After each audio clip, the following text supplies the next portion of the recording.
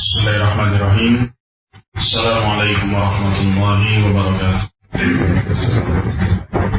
Innal hamdalillah nahmaduhu wa nasta'inuhu wa nastaghfiruh wa na'udzu billahi min shururi anfusina wa min sayyiati a'malina. Man yahdihillahu fala mudilla lahu wa man yudlil fala hadiya lahu. Wa asyhadu an la ilaha illallah wahdahu la syarika lahu wa asyhadu anna Muhammadan 'abduhu wa rasuluh. Sallallahu alaihi wa ala alihi wa sahbihi wa sallama tasliman katsira, amma ba'd. Fa inna asdaqal hadithi kitabullah wa khairal huda huda Muhammadin sallallahu alaihi wa ala alihi wa sallam wa syarrul umuri muhdatsatuha fa inna kulla muhdatsatin bid'ah wa kulla bid'atin dhalalah wa kulla dhalalatin finnar. Qala al-muallif al-syekh al-doktor al-allamah Abdullah bin Abdul Rahim al-Bukhari hafizahullah ta'ala wa ra'ah, lakin hahuna su'alun muhimmun. Setelah beliau menyebutkan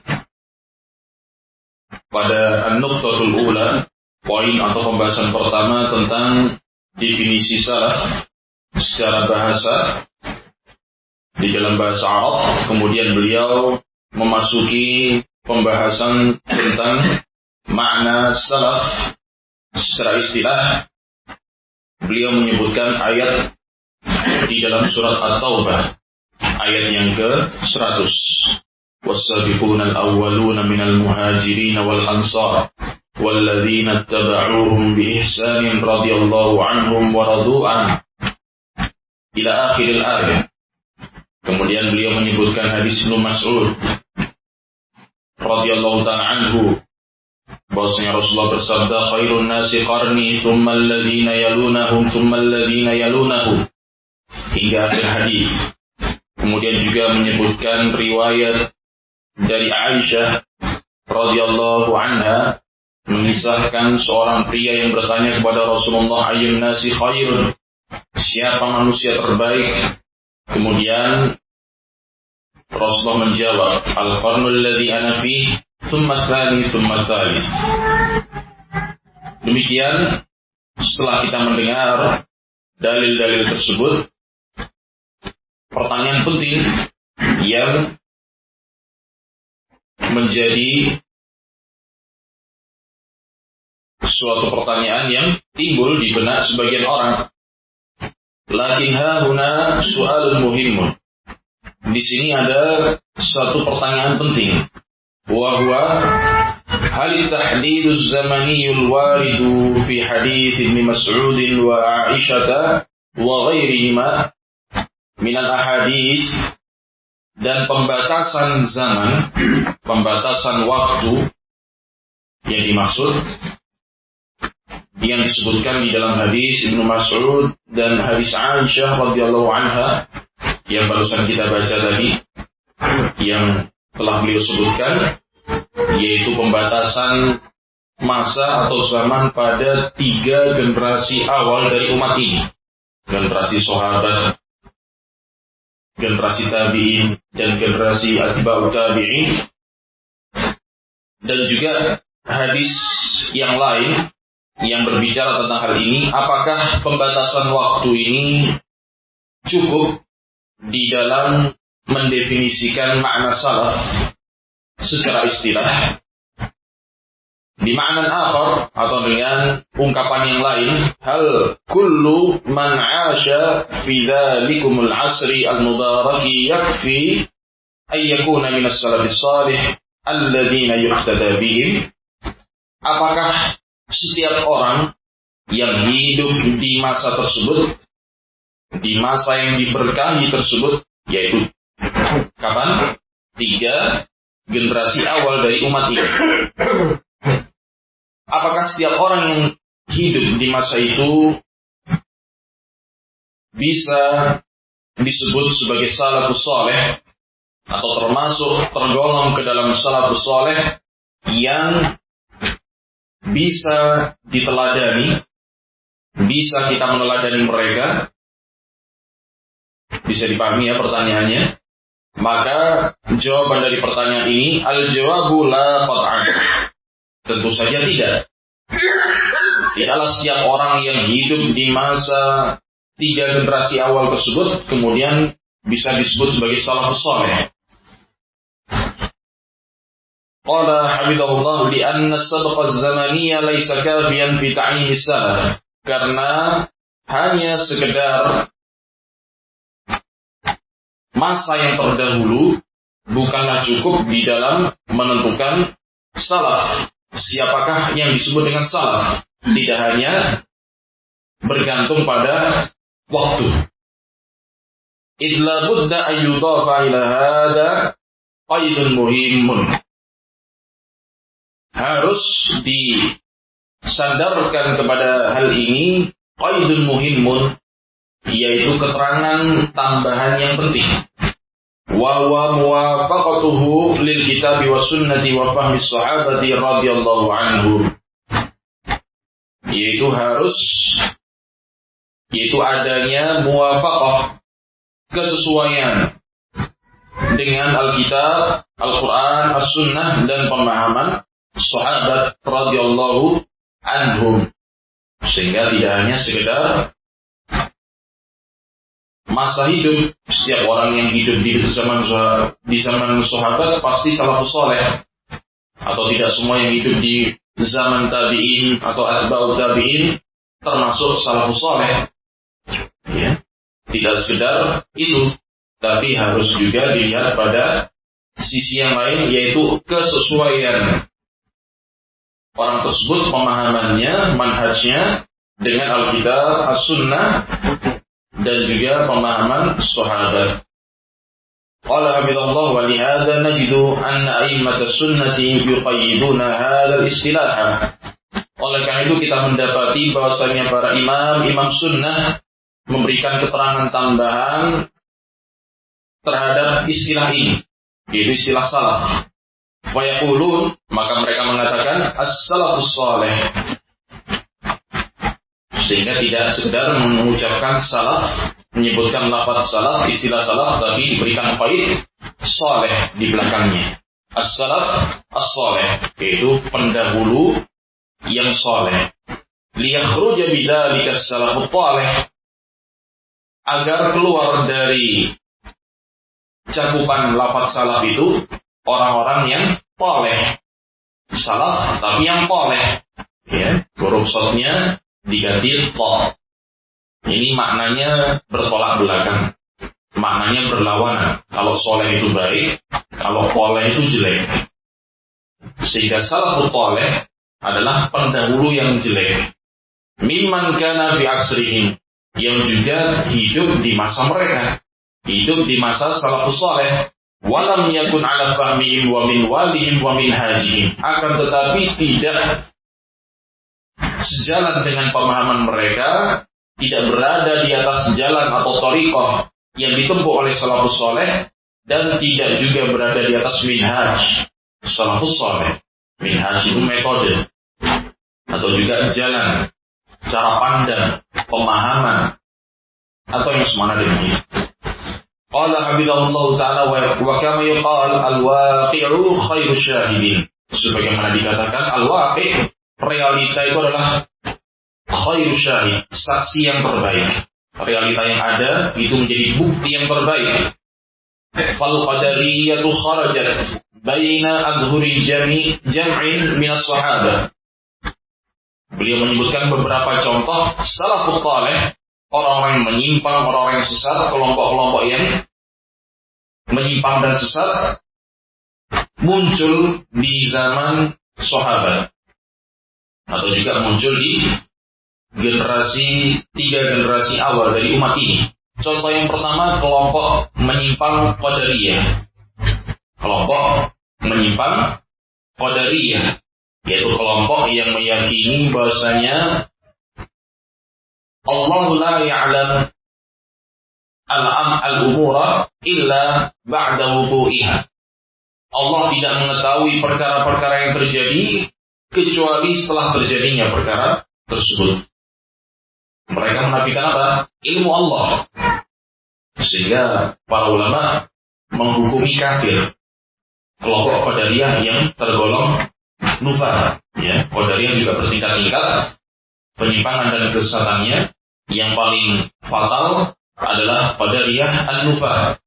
An-nufah maknanya adalah Qadariyah yang menafikan ilmu Allah, yaitu mengingkari ilmu Allah, karena mereka meyakini Allah tidak mengetahui, tidak mengilmui perkara-perkara kecuali setelah terjadinya. Nah, di antara keyakinan Qadariyah yang lain apa? Yaitu mereka meyakini bahwasanya para hamba itu menciptakan perbuatan-perbuatan mereka sendiri. Bukan Allah yang menciptakan af'alul ibad, perbuatan-perbuatan hamba. Dan mereka meyakini bahwasanya Allah itu pencipta kebaikan. Adapun kejelekan bukan Allah yang menciptakan. Ini keyakinan-keyakinan menyimpang dari kelompok Qadariyah. Dan mereka muncul di masa sahabat. Mereka muncul ketika para sahabat masih hidup. Itu generasi akhir dari sahabat. Di antaranya Abdullah bin Umar ibn Khattab radhiyallahu ta'ala anhuma. Qala hafizallahu fal qadariyah kharajat baina adhuri jam'in min as-sahabat. Kelompok Qadariyah keluar atau muncul di tengah-tengah sekumpulan sahabat. Yaitu di zaman para sahabat masih hidup ketika itu. Masih ada yang hidup. Wa haditsu Abdullah bin Umar radhiyallahu anhu fil bara'ati minhum syahirun masyhurun. Hadis Abdullah bin Umar bin Khattab radhiyallahu ta'ala anhuma ketika berlepas diri, menyatakan berlepas diri dari mereka, dari kelompok Qadariyah ini. Ini adalah hadis yang masyhur. Hadis yang terkenal. Wa huwa awwalu haditsin fi sahih Muslim. Itu adalah hadis pertama yang disebutkan di dalam kitab Sahih Muslim. Ketika ada dua orang tabi'in dari negeri Basrah, kalau tidak salah, pergi berhaji dan mereka berdua berniat untuk menemui sahabat yang masih hidup ketika itu. Maka mereka berdua pun dengan kemudahan Allah bisa bertemu dengan Abdullah bin Umar untuk mengeluhkan permasalahan ini. Itu munculnya orang-orang yang kemudian disebut dengan Qadariyah ini. Kedua tabi'in tersebut bernama Humaid bin Abdurrahman dan Yahya bin Ya'mur. Ya. Keduanya bertanya kepada Abdullah bin Umar tentang Qadariyah, menyebutkan bagaimana pemikiran-pemikiran mereka. Ya. Maka ketika mendengar hal tersebut, Abdullah bin Umar menyatakan sikap bara'ahnya. Ya. Akhbirhum annani bara'un minhum wa annahum bura'u minni. Kabarkan kepada mereka bahwasanya aku berlepas diri dari mereka dan mereka berlepas diri dariku. Nah, demikian pernyataan Abdullah bin Umar radhiyallahu anhu. Wa kadzalika kharajatil khawarij 'ala 'Ali radhiyallahu anhu. Begitu pula muncul kelompok Khawarij memberontak kepada Khalifah Amirul Mukminin Ali bin Abi Thalib radhiyallahu anhu wa ghairihi minas sahabah. Dan juga Khawarij hakikatnya juga khuruj memberontak kepada para sahabat. Bahkan mereka mengkafirkan para sahabat. Wa hum baina adhuris sahabat. Dalam keadaan mereka hidup di masa sahabat. Walamma nadharahum Abdullah bin Abbas radhiyallahu anhuma, maka ketika Abdullah bin Abbas ya menjadi perwakilan para sahabat menemui mereka kelompok Khawarij di masa itu untuk mendebat mereka dan untuk membantah syubhat-syubhat mereka. Ini adalah munadharah yang syahirah, al-munadharah asy-syahirah al-masyhurah allati akhrajaha al-Hakim fil Mustadrak wa ghairuhu atau wa ghairihi bi isnadin sahih. Dalam sebuah kisah perdebatan yang terkenal yang dikeluarkan riwayatnya oleh Al-Imam Al-Hakim di dalam Mustadrak dan juga selainnya dengan sanad yang sahih. Fakana mimma qalahu lil khawarij istidlalan minhu ala dhalalihi, dan di antara yang diucapkan oleh Abdullah bin Abbas sebelum memulai munadharah, jadi sebelum memulai berdebat dengan mereka, sebelum mendengar syubhat-syubhat mereka, pertama kali pernyataan yang disampaikan Abdullah bin Abbas ketika mendatangi mereka untuk menunjukkan mereka di atas kesesatan dan penyimpangan, apa? Wanduru laisa fikum minhum ay minas sahabah ahadun. Lihatlah kalian, di tengah-tengah kalian tidak ada seorang pun dari kalangan sahabat. Ini sudah merupakan bantahan yang telak, menunjukkan mereka tidak berada di atas al-haq. Karena kalau seandainya mereka di atas al-haq, pasti ada sahabat yang mengikuti mereka di zaman itu, yaitu sahabat yang masih hidup. Tapi kenyataan membuktikan tidak ada satupun dari para sahabat yang bersama mereka, yang berada di dalam barisan mereka. Wa hadza kafin fi bayani dhalalihim. Ini sudah sangat cukup untuk menjelaskan kesesatan mereka. Idan asbabuz zamani laisa kafiyan fi ayyakuna ar-rajulu min as-salafis salih. Sehingga dari penjelasan ini beberapa contoh yang disebutkan tadi hanya sekedar mendahului dari sisi zaman, tidak cukup untuk menentukan seseorang sebagai salafus saleh. Waqad akhraja Muslimun fi muqaddimatis sahih. Al-Imam Muslim telah mengeluarkan riwayat di dalam muqaddimatus sahih, pendahuluan kitabnya Sahih Muslim, an Ali Ibn Shaqiq rahimahullah ta'ala, dari Ali bin Shaqiq rahimahullah, annahu qala, bahwasanya beliau berkata, sami'tu Abdullah ibn al-Mubarak yaqul ala ru'usin nas, aku mendengar Abdullah bin al-Mubarak rahimahullah berkata di hadapan manusia, da'u hadis Amr bin Thabit, tinggalkanlah hadis Amr bin Thabit, seorang perawi hadis. Tapi di sini Abdullah bin Al-Mubarak menyampaikan kepada manusia tahdzir terhadap Amr bin Thabit. Tinggalkan hadisnya Amr bin Thabit. Fa innahu kana yashtumus salaf. Apa alasan yang mendasari Abdullah bin Al-Mubarak mentahdzir Amr bin Thabit dan hadisnya? Kata beliau, fa innahu kana yashtumus salaf. Karena sungguhnya dia mencela para salaf. Sehingga mencela salaf ini sudah merupakan bukti penyimpangan seorang. Sudah cukup menjadi bukti seseorang itu menyimpang ketika mencela salaf. Siapa salaf yang dimaksud? Qultu wassalafu fi hadzal maqami humus sahabatu la ghaira radhiyallahu anhu. Dan saya katakan, kata penulis, salaf yang dimaksud di dalam konteks ini, mereka adalah para sahabat, bukan selainnya, radhiyallahu anhum. Waqad bayyana hadzal istilah an salafiyyah adadun minal ulama. Famathalan, telah menjelaskan istilah salaf ini, atau salafiyah ini, beberapa dari para ulama. Di antaranya, sehingga di sini ikhwan fillah barakallahu fikum, dari riwayat Abdullah bin Al-Mubarak tadi bisa menjadi landasan atau pegangan buat kita di dalam kita, ya, menghukumi orang-orang atau kelompok-kelompok,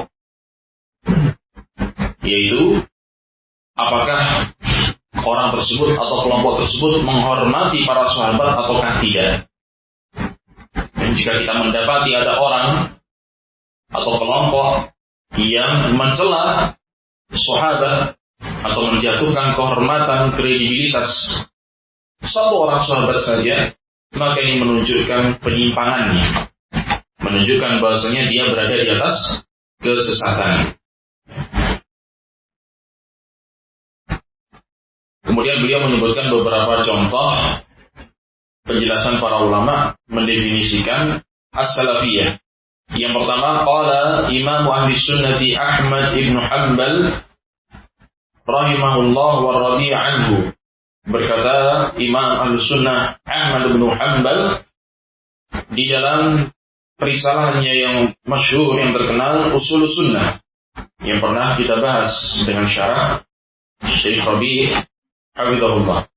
Beliau menjelaskan di awal-awal risalahnya, Usul Sunnati indana, Usul Sunnah, pokok-pokok sunnah di sisi kami adalah at-tamassuk bima kana alaihi ashabu Rasulillah sallallahu alaihi wasallam wal ittida'u bihim, adalah berpegang teguh dengan apa yang berada di atasnya para sahabat Rasulullah, yaitu berpegang teguh pada prinsip dan metode para sahabat Rasulullah sallallahu alaihi wasallam wal ittida'u bihim, dan meneladani mereka, mengikuti mereka. Itu makna al-iqtida. Sehingga di sini menunjukkan ya bahwasanya usul sunnah, fondasi atau pokok-pokok sunnah, yang ini juga menjelaskan tentang makna salaf atau salafiyah, adalah berpegang teguh pada prinsip dan metode beragama yang dijalankan oleh para sahabat Rasul alaihi salatu wassalam. Wa qala al-'allamah as-Safarini rahimahullah, berkata al-'allamah as-Safarini di dalam kitab Lawami'il Anwar, al-muradu bi madhhabis salaf, yang dimaksud dengan madhab salaf adalah ma kana alaihi sahabatul kiram radhiyallahu anhu, yaitu berada di atas prinsip para sahabat yang mulia radhiyallahu anhu, wa a'yan tabi'in lahum bi ihsan, dan juga berada di atas prinsip para tokoh-tokoh tabi'in, yaitu orang-orang yang mengikuti para sahabat dengan baik, wa atba'uhum ba'immatud dini mimman syuhida lahu bil imamati wa urifa 'idhamu sya'nihi fid din, dan juga berada di atas prinsip para imam-imam agama ini yang dipersaksikan baginya al-imamah, keimaman, wa urifa 'idhamu sya'nihi, dan diketahui agungnya posisi dia di dalam agama ini. Wa talaqqan nasu kalamahum khalafan an salaf, dan manusia, itu manusia pada generasi-generasi setelahnya, mengambil ucapan-ucapan mereka dari salaf, yaitu generasi yang khalaf, generasi yang akhir, mengambil ucapan-ucapan mereka, yaitu orang-orang dari generasi salaf. Duna man rumiya bid'ah. Ini penting ya, di sini penjelasan beliau penting. Duna man rumiya bid'ah, dan tidak termasuk di dalamnya orang-orang yang dituduh dengan kebid'ahan, au syuhira bilaqabin ghairi murdin, atau yang terkenal diberikan julukan dengan julukan yang tidak baik. Contohnya mithl khawarij wal rawafid wal qadariyah wal murji'ah wal jabriyah wal jahmiyah wal mu'tazilah wal karramiyah wa nahwi haula. Ini nama-nama kelompok menyimpang. Jadi walaupun ada orang yang hidup di masa 3 generasi awal, sahabat, tabi'in, atba'ut tabi'in, tapi kalau terkenal termasuk dalam salah satu dari kelompok ini, maka tidak bisa dia disebut sebagai salafus saleh. Intaha kalamuhu rahimahullah. Demikian yang bisa kita bahas. Insyaallah kita lanjutkan pada pertemuan mendatang bismillah taala. Sallallahu alaihi wasallam wa baraka ala nabiyina Muhammad wa ala alihi wa sahbihi ajma'in.